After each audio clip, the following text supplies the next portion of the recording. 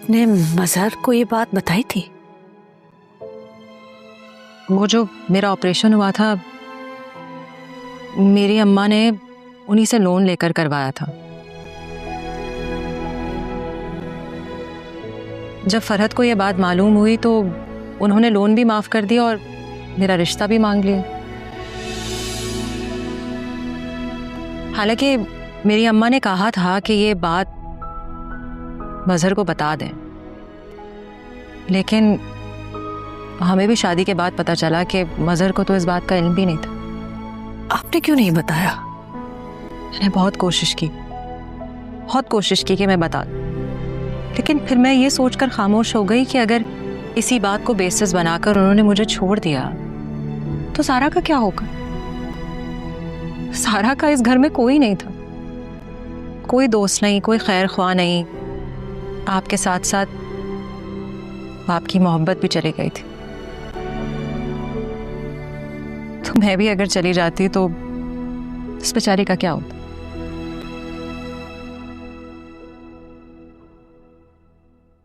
फरहत ने ये सब क्यों किया? वो नहीं चाहती थी कि उसके भाई के घर में औलाद। मैंने तब मजहर से कहा था कि फरहत को अलग से घर लेकर दे, ताकि उसके बच्चे एहसास महरूमी का शिकार ना हो। लेकिन वो तो खुद एहसास महरूमी का शिकार है।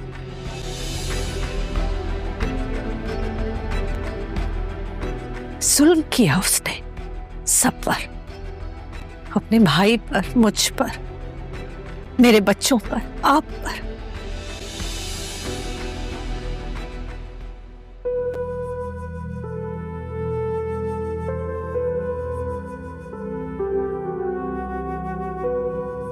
I'm sorry. I'm sorry.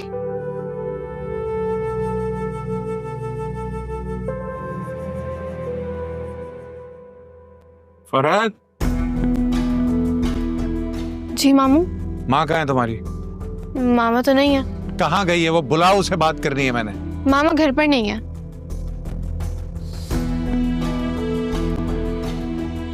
मामू इतने गुस्से में क्यों थे? आज से पहले तो हमारी पोस्टिंग की तरफ आए नहीं।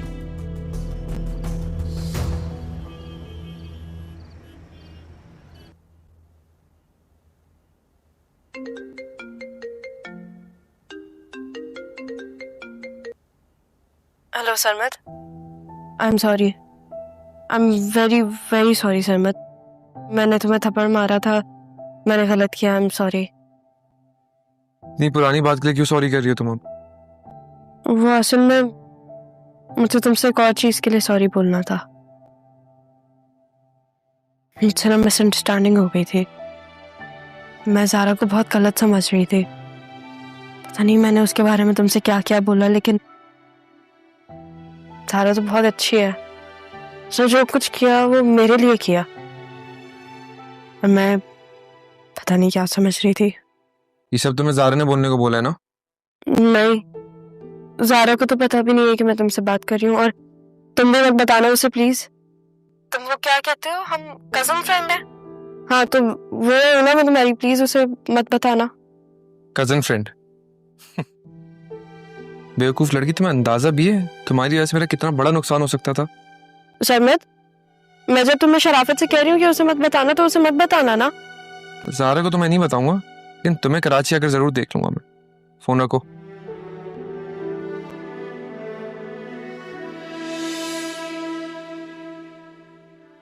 शर्मित से तो सॉरी कह दिया मैंने, ज़ारा को जाके सॉरी बोलूं तो उसने मुझे एक और थप्पड़ लगा दिया तो? उसने किया भी तो है मेरे लिए इतना कुछ।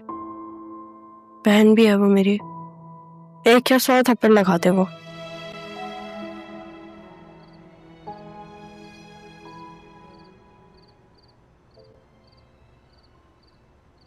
Zaara, I am sorry. मुझे ऐसा लग रहा था कि तुम और मम्मा मेरे अगेंस्ट हो। I am really sorry.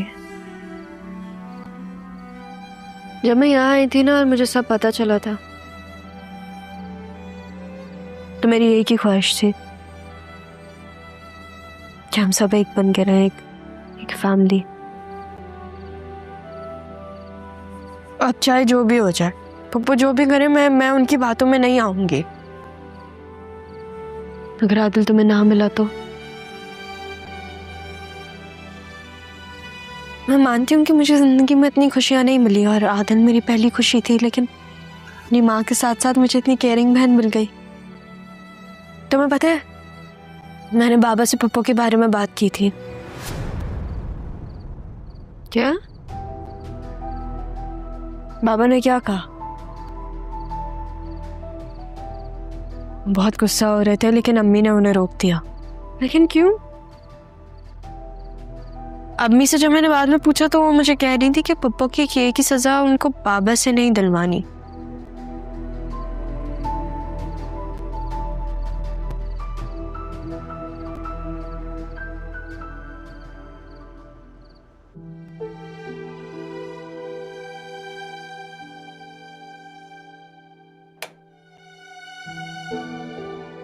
आपकी तबीयत तो ठीक है ना? हाँ मेरी तबीयत तो ठीक है, लेकिन ये सामान तुम यहाँ से कहाँ ले जा रही हो? कहाँ जा रही हो?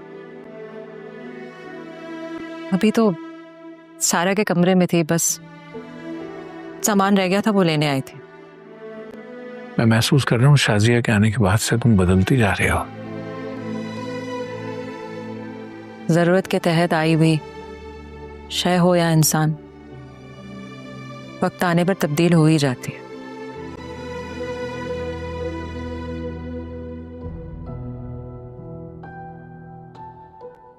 शाजिया से जो तुम कह रही थी, क्या वो सब सच था?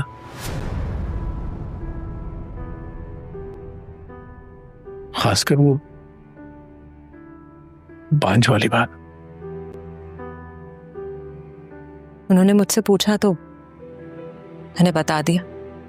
समझ तो मैं भी नहीं पाया था कि शाजिया ने तुमसे सवाल क्यों किया, लेकिन तुम्हारे जवाब ने कम से कम मुझे दहला दिया। सलमा, बच्चा ना होने वाली बात पर मैंने कितने ताने दिए तुम्हें, कितनी अजियत पहुंचाई है मैंने तुम्हें, और तुमने ये सब कुछ बर्दाश्त किया सिर्फ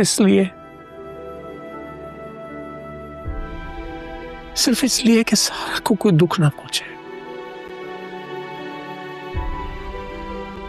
मुझे तो तुम्हारा एहसान मंद होना चाहिए था, और मैं तुम्हें अजियत पे अजियत देता चला गया। और सिर्फ मैंने नहीं, इस घर के हर फर्द ने तुम्हें अजियत पहुंचाई है। क्या तुम मुझे कभी माफ कर पाओगे इस बात के लिए?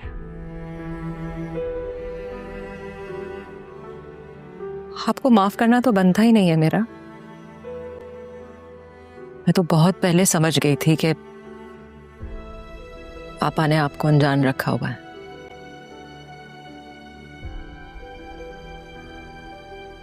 फरद को तुमसे माफी मांगनी होगी अभी। नहीं, बहन है वो आपकी, कुछ नहीं कहेंगे आप उनसे। बहन होने का मतलब ये नहीं है कि जो वो कर रही है उसे करने दो। मुझे उससे बहुत से सवाल करने हैं जो अब तक मैंने अपने अंदर रोक रखे हैं, और अब ये सब जानने के बाद तो उन सवालों में इजाफा हो गया है। मुझे उससे अब ये भी पूछना है कि तुम्हारे साथ ये सब जुल्म करने की वजह क्या थी, और तुम उसी को बचाने की कोशिश कर रही हो। सारा के लिए। तुम्हें लगता है कि आदिल और सारा की अब मैं शादी होने दूंगा? यही तो मसला है आपका। मसला कहीं का गुस्सा कहीं और निकाल देते। आपने अपनी बेटी को गले तो लगा लिया, इसकी आंखों में नहीं देखा वो आदिल को पसंद करती। पहले मैं भी नहीं चाहती थी कि सारा की शादी हो वहां पे, वो उस घर में बहू बन के जाए, लेकिन उसकी खुशी इसी में। आप अपनी बहन से कुछ कहेंगे ना तो उन दोनों के रिश्ते पे बात आ जाएगी। आप अपनी बेटी की खुशी को अपनी बहन की वजह से दांव पर नहीं लगा सकते। लेकिन अब इस बहन को मैं कभी माफ भी नहीं करूंगा। आज तक आपको अनजान रखा गया है ना, अब आप खुद अनजान बन जाएंगे। बस।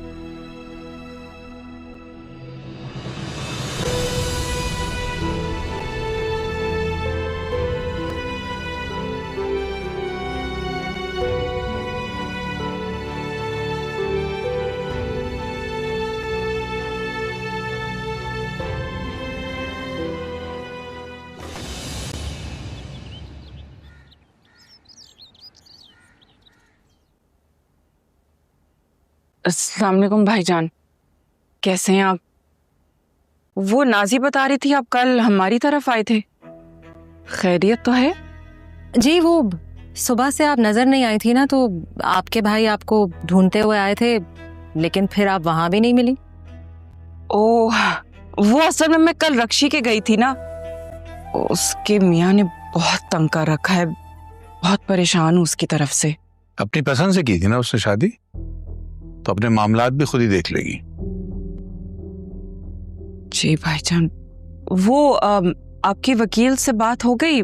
मेरा मतलब है शाजिया के मामले में, अगर वो यहीं रहेगी तो कुछ ना कुछ मालूमात तो होना जरूरी है ना? तुम्हें फिक्र करने की जरूरत नहीं है, बात हो गई है मेरी वकील से। तुमसे वापस आके बात करता हूँ।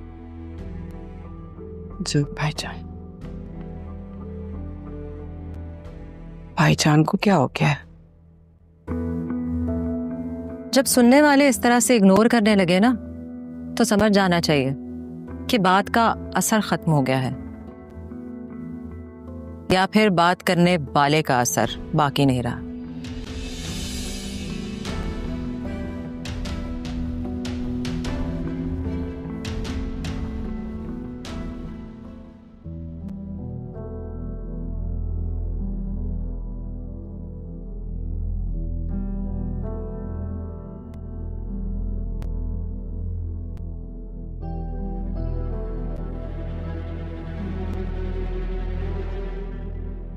मुनव्वर, कब तक रक्षी से नाराज रहोगे?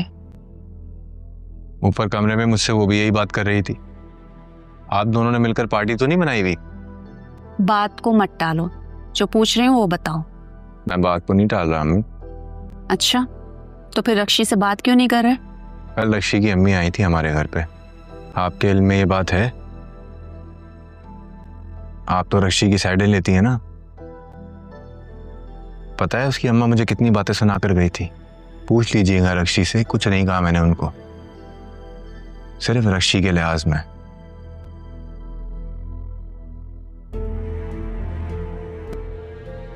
और हाँ, अब बड़ा आदमी बनकर ही दिखाऊंगा इन लोगों को। फोन भूल रहे हो तुम अपना? तो शुक्र है कुछ कदर करने वालों ने मुझे तलाश कर लिया।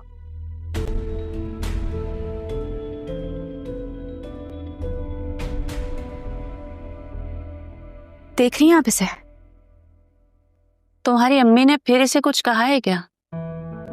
मेरा मतलब ये कि देखो, छोटी छोटी बातें जब होती हैं ना तो फिर वो दिमाग में बैठ जाती हैं, और कोशिश ये करो कि दिमाग से ऐसी बातें निकाल दो, वरना बात बिगड़ सकती है।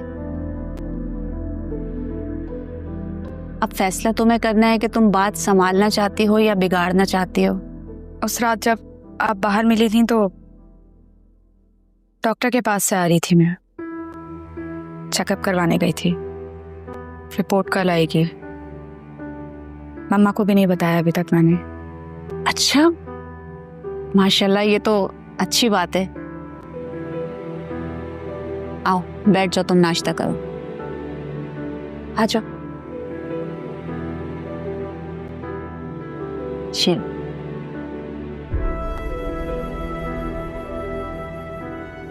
खाओ।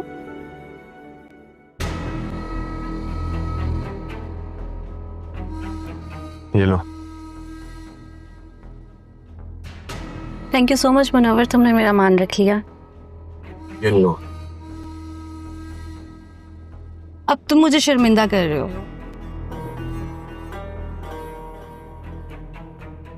हेलो नाना मियाँ, कैसे हैं आप? कब तक वापस आ रहे हैं? कैसे आ जाऊं, बहुत सारे काम है बेटा। नहीं, बस मैं आपको बहुत मिस कर रही हूँ। क्या हुआ ज़ारा? कुछ नहीं, तो सब कुछ अच्छा जा रहा है, तो ऐसा लग रहा है कि कुछ मिसिंग है अभी भी। हाँ, अब सब कुछ ठीक हो रहा है, यानी तुम्हारे मिशन पूरे हो गए, इसलिए अब तुम बोर हो रही हो। ये लो, सरमद आ गया, इससे बात करो, ठीक हो जाएगी तुम्हारी तबीयत। ये लो। नहीं, रहने दे, मुझे नहीं करनी उससे बात। आप अपना ख्याल रखें, सही है? अल्लाह हाफिज। हेलो,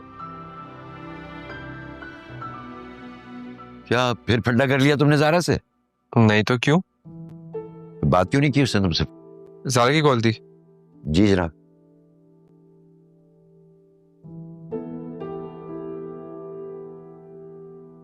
तो मुझे एक बात नहीं समझ आ रही, ये इस तरह क्यों बिहेव करती है? काश मेरे पास कोई चीज होती जिससे मैं इसको चेंज कर देता। मियाँ, बचपन से जानते हो तुम उसे, हमेशा से ऐसी है वो, उसे चेंज क्यों करना चाहते हो तुम? अगर वो चेंज हो गई और चेंज होने के बाद उसने किसी और को पसंद कर लिया तो तुम क्या करोगे? रस्सी कूदोगे? भी कौन सा मुझे वैसे पसंद करती है वो? मैं ना दादा से बहुत चाहता हूँ, मैं उससे भी सिर्फ इतना चाहता हूँ कि वो थोड़ी सी चेंज हो जाए और मेरी तरफ देखे। यानी तुम ये कह रहे हो कि तुम उसे चाहते भी हो और ये भी चाहते हो कि वो चेंज हो जाए? ये जो मोहब्बतें होती है ना, एज इज वेयर इज के बेसिस पे होती है, इसमें एक दूसरे को चेंज नहीं किया जाता। और अगर बड़ा शौक हो रहा है तुम्हें चेंज करने का, तो खुद को चेंज कर लो तुम, वो नहीं होगी चेंज।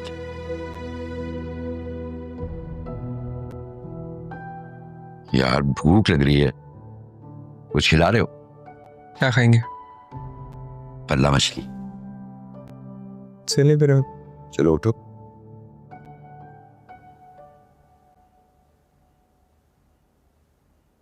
अस्सलाम वालेकुम भाईजान, आपने कॉल की थी, सब खैरियत है ना? वालेकुम अस्सलाम। हाँ, ये बताओ कि क्या अपने बड़े भाई को उसकी गलतियों पर और उसकी कोताहियों पर माफ कर सकते हो?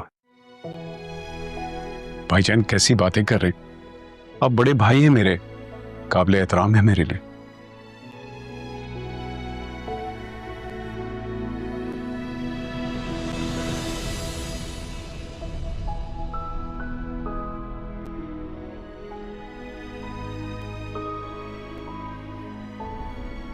एक तुम हो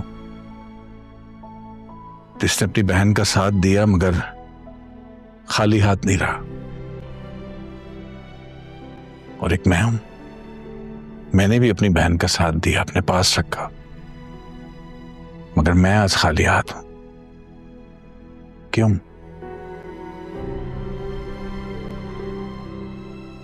संजीदा से बात करवा सकते हो मेरी? हाँ भाईजान, क्यों नहीं।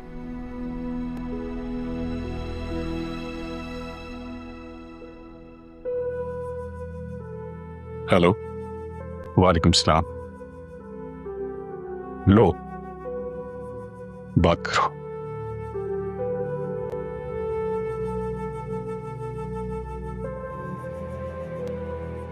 संजीदा,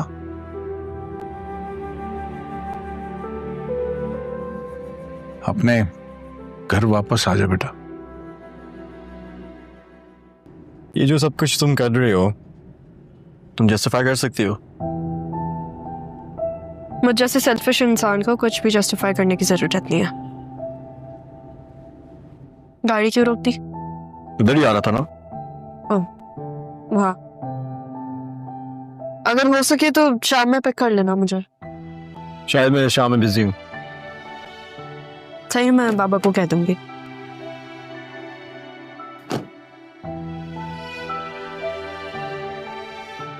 क्या हुआ, आपको कोई काम था मुझसे? तुम तो बात ही नहीं करते किसी से। एक ही घर में रहते हुए तुम और शाजिया अलग अलग रह रहे हो। घुलो मिलो, बातें करो। बल्कि सारा, तुम्हें तो सारा और आदिल के साथ जाना चाहिए था। वो लोग गए ना घूमने फिरने के लिए, तुम्हें साथ जाना चाहिए था। मैं सारा हूं पप्पू। तुम हो सारा? इसका मतलब वो ज़ारा आदिल के साथ गई है। कितनी चालाक है वो। तब मैं सारा उसको बुला रही थी, उसने कुछ जवाब भी नहीं दिया, ये भी नहीं बताया कि वो सारा है या ज़ारा है। अब देखो ना, तुमने तो फौरन फौरन कह दिया कि जी मैं से आ रहा हूं। ये साजिशें आप कब तक चलती रहेंगी पप्पू? क्या कहा तुमने? मैं साजिशें कर रही हूं? अभी बताती हूँ तुम्हारे बाप को, वो तुमसे बोलेंगे और तुम्हें बताएंगे कौन साजिशें कर रहा है। भाईजान, भाईजान, भाई। मेरे ख्याल से बाबा घर पे नहीं है, वरना वो आपकी पहली आवाज पे ही आ जाते हैं। लेकिन मैं ये भी जानती हूँ कि मैं क्या कह रही हूँ। मुझे ये बात पता है कि सारा और आदिल के बीच कुछ भी नहीं चल रहा। अच्छा, कुछ नहीं चल रहा? तुम्हारी बहन तुम्हारे काम नहीं आएगी जब तुम्हारे बाप या आदिल को विकी के बारे में पता चलेगा। अब मुझे नहीं पता कि विकी ने आपसे क्या कहा है, लेकिन आपने एक बात नोटिस की कि उस दिन के बाद वो आपसे मिला नहीं। मैं आपको ये बात बताना भूल गई थी कि ज़ारा ने विकी की ऐसी धुलाई की कि अगर अब वो ज़ारा के सामने आ गया तो शायद अपनी ही जान ले ले। हाँ, ज़ारा ने उसे बख्श दिया था क्योंकि उसने आपको बचाया था, वरना तो विकी उसके हाथों ज़ाया हो जाता। ये जो ज़ारा खेल खेल रही है ना, एक दिन उसने सबको पागल बना देना है। अभी तो उसने सबको अपना बना लिया, देखते हैं पागल कौन बनता है। बाबा हैं तो आप उनसे बात कर लीजिएगा।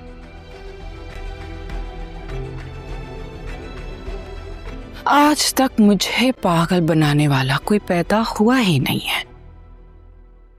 जरूरत ही क्या है तुम्हें पागल बनाने के लिए?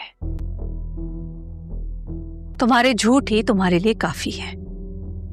तुम्हारा खेल खत्म। मेरा खेल? क्या कहना चाहती हो तुम शाजिया? मैं सब समझ गई हूं। तुमने मजहर को अपने मतलब के लिए इस्तेमाल किया, मुझे इस्तेमाल किया, हम सबको इस्तेमाल किया। क्या बिगाड़ा था हम सब ने तुम्हारा? तुमने बिगाड़ा है। तुम मेरे भाई को मुझसे छीनना चाहती थी ना? क्या कहा था तुमने? हाँ, कि मुझे अलग कर दे अपने आप से। तुम मेरी छत छीनना चाहती थी, है ना? तुम्हारे फायदे के लिए कहा था। मैंने ये कहा था कि तुम्हें अलग पोर्शन दे दे। तुमने क्या किया? मजहर को हम सबसे अलग कर दिया। और आज सारा जिस तरह तुम्हारे सामने खड़ी थी, तुम्हें क्या लगता है अब मजहर अपनी दोनों बेटियों को खुद से अलग करेगा? नहीं, कभी नहीं करेगा। अच्छा, मैं अपने भाई को तुम सबसे अच्छी तरीके से जानती हूं, और मेरे कहने पर मेरा भाई तुम सबको अपनी जिंदगी से निकाल देगा, लेकिन मुझे नहीं निकालेगा। चलो, अब मजहर को समझने दो। अब तुम्हारे देखने की बारी है। देखेंगे कि मजहर अपनी जिंदगी से किसे निकालता है।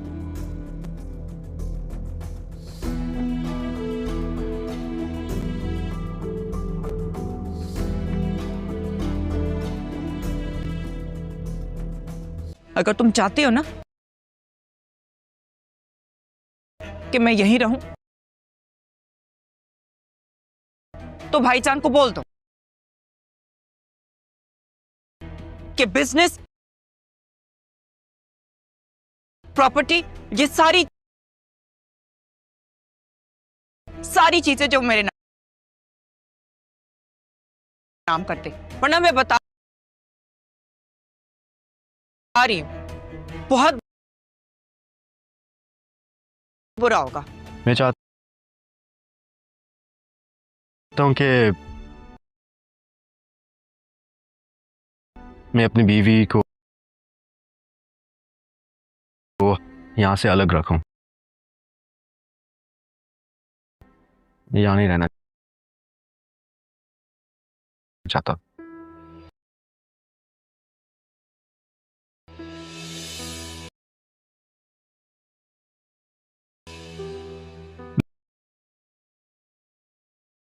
लेकिन बेटा हम अभी बेटी के साथ रहना चाहते हैं। मुनव्वर को कुछ हो गया है। मुझे नहीं पता तो उसको हॉस्पिटल लेके जा रहे, कहाँ लेके जा रहे, लेकिन भाई की जरूरत है। भाई से बात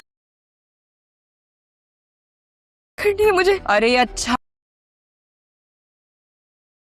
ये कुछ हो जाए उसको,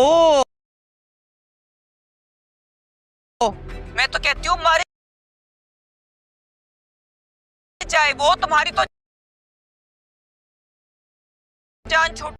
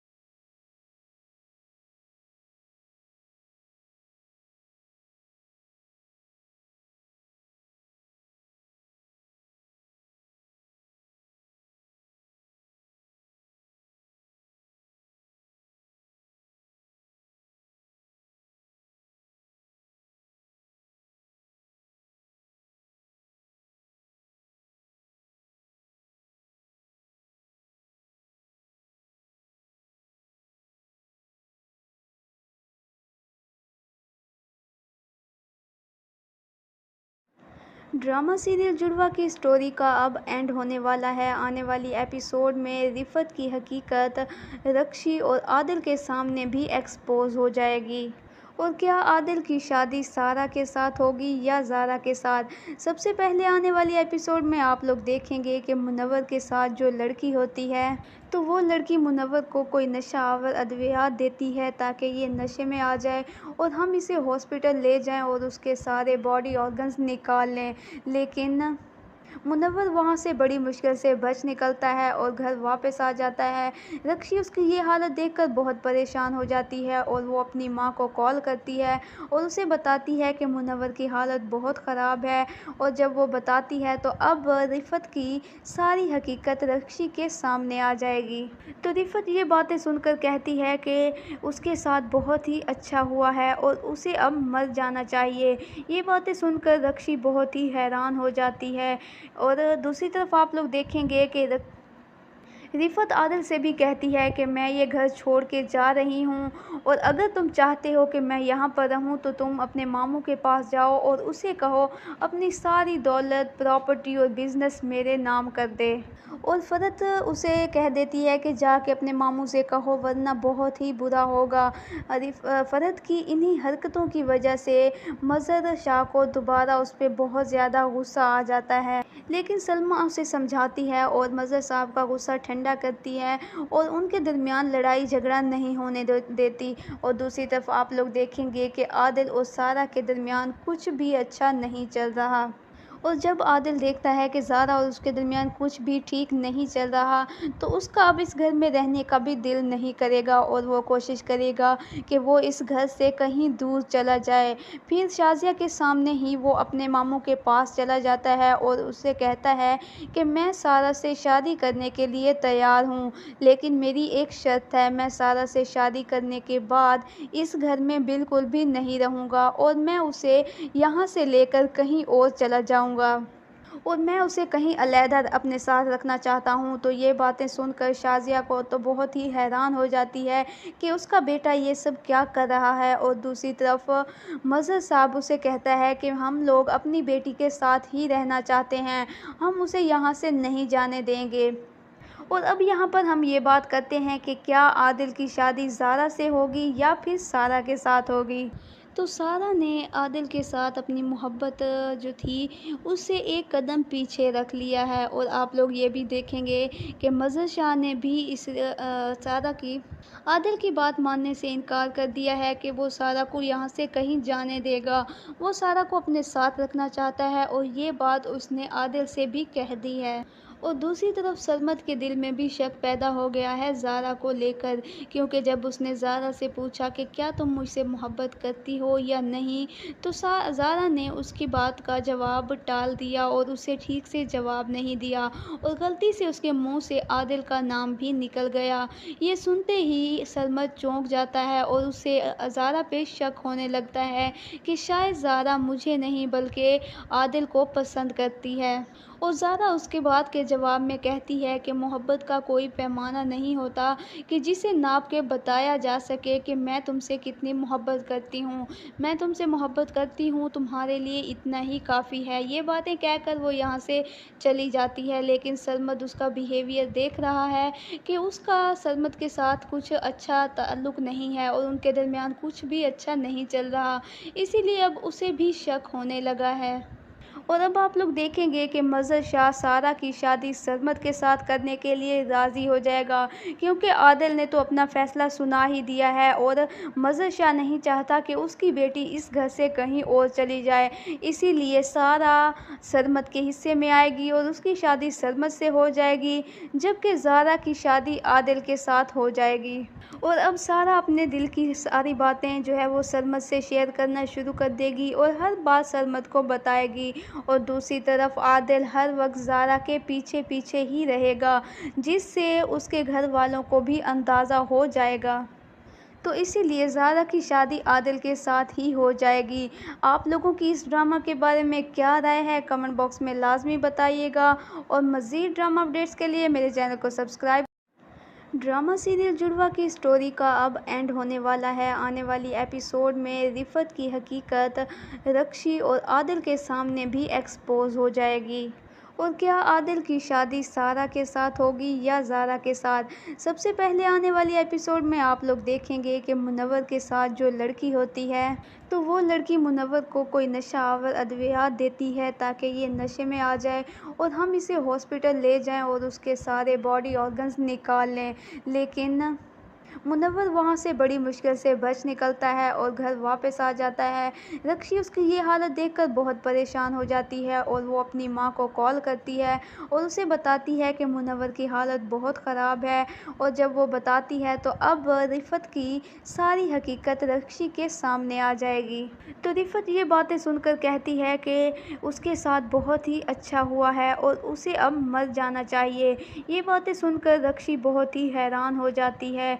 और दूसरी तरफ आप लोग देखेंगे कि रिफ़त आदिल से भी कहती है कि मैं ये घर छोड़ के जा रही हूँ और अगर तुम चाहते हो कि मैं यहाँ पर रहूँ तो तुम अपने मामू के पास जाओ और उसे कहो अपनी सारी दौलत, प्रॉपर्टी और बिज़नेस मेरे नाम कर दे। और फ़रत उसे कह देती है कि जाके अपने मामू से कहो वरना बहुत ही बुरा होगा।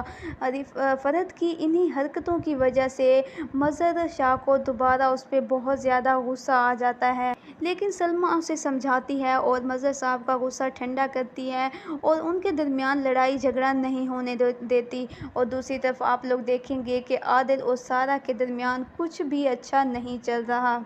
और जब आदिल देखता है कि ज़ारा और उसके दरमियान कुछ भी ठीक नहीं चल रहा तो उसका अब इस घर में रहने का भी दिल नहीं करेगा और वो कोशिश करेगा कि वो इस घर से कहीं दूर चला जाए।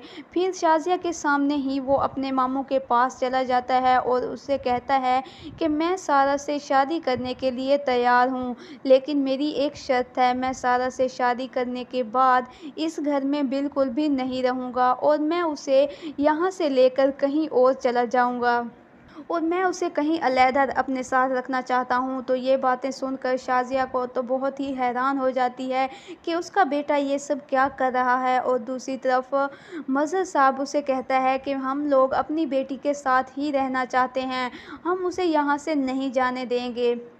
और अब यहाँ पर हम ये बात करते हैं कि क्या आदिल की शादी ज़ारा से होगी या फिर सारा के साथ होगी। तो सारा ने आदिल के साथ अपनी मोहब्बत जो थी उससे एक कदम पीछे रख लिया है। और आप लोग ये भी देखेंगे कि मज़हर शाह ने भी इस सारा की आदिल की बात मानने से इनकार कर दिया है कि वो सारा को यहाँ से कहीं जाने देगा।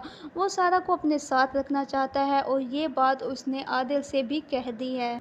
और दूसरी तरफ सरमद के दिल में भी शक पैदा हो गया है ज़ारा को लेकर, क्योंकि जब उसने ज़ारा से पूछा कि क्या तुम मुझसे मोहब्बत करती हो या नहीं तो ज़ारा ने उसकी बात का जवाब टाल दिया और उसे ठीक से जवाब नहीं दिया और गलती से उसके मुंह से आदिल का नाम भी निकल गया। ये सुनते ही सरमद चौंक जाता है और उसे ज़ारा पे शक होने लगता है कि शायद ज़ारा मुझे नहीं बल्कि आदिल को पसंद करती है।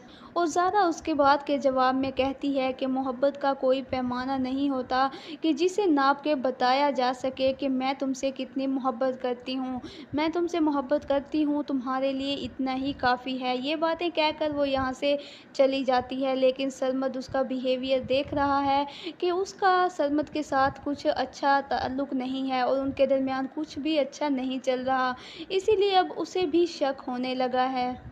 और अब आप लोग देखेंगे कि मज़हर शाह सारा की शादी सरमद के साथ करने के लिए राज़ी हो जाएगा, क्योंकि आदिल ने तो अपना फ़ैसला सुना ही दिया है और मज़हर शाह नहीं चाहता कि उसकी बेटी इस घर से कहीं और चली जाए।